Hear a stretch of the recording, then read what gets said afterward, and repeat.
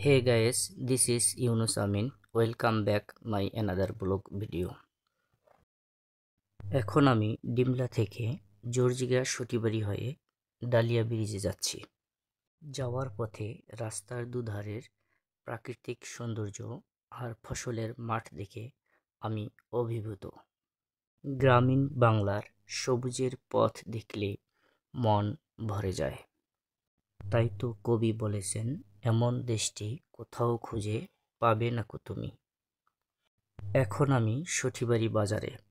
এটি একটি অনেক বড় বাজার। রাস্তায় সারি সারি গাছ,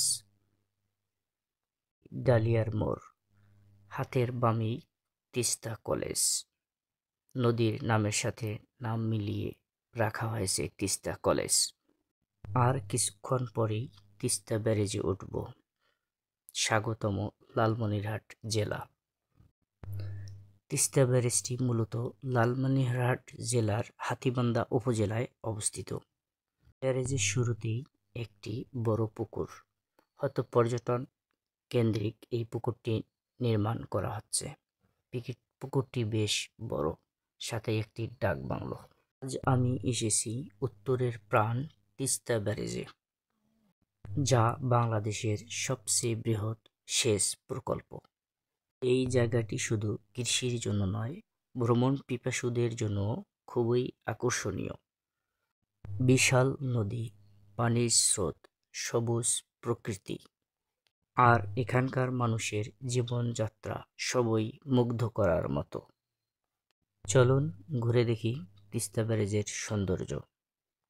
এই ব্যারেজটির নির্মাণ কাজ শুরু হয় 1979 সালে এবং শেষ হয় 1990 সালে।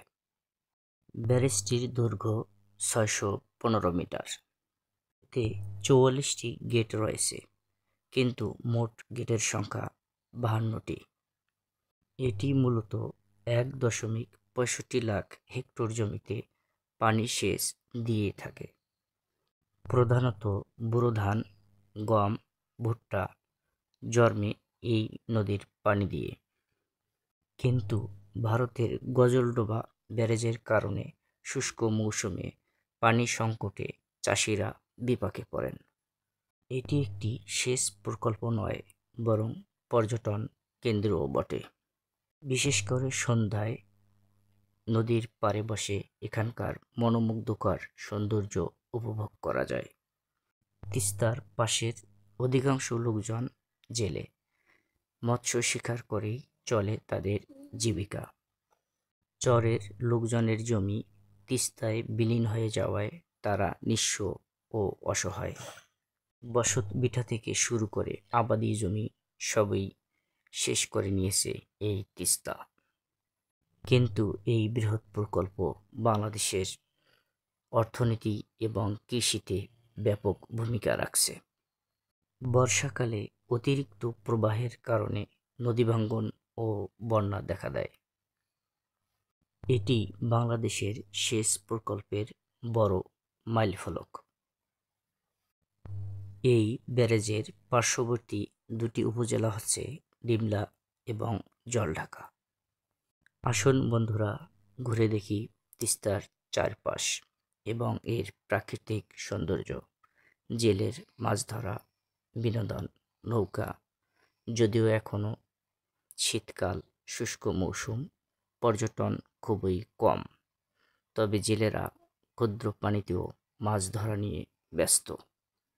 দূর থেকে দেখছেন তিস্তা ব্যারেজের অমায়িক সৌন্দর্য। জেলেরা মাছ ধরে সেখানেই বিক্রি করেন। এখানে দেশীয় অনেক সুস্বাদু মাছ পাওয়া যায়।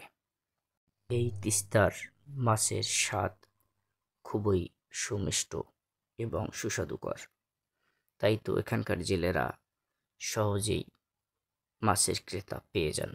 পর্যটনের জন্য একটি ক্যাফে রয়েছে, যা বিজিবি দ্বারা পরিচালিত। এর পাশেই একটি বিজিবি ক্যাম্প, অর্থাৎ বর্ডার গার্ড বাংলাদেশ।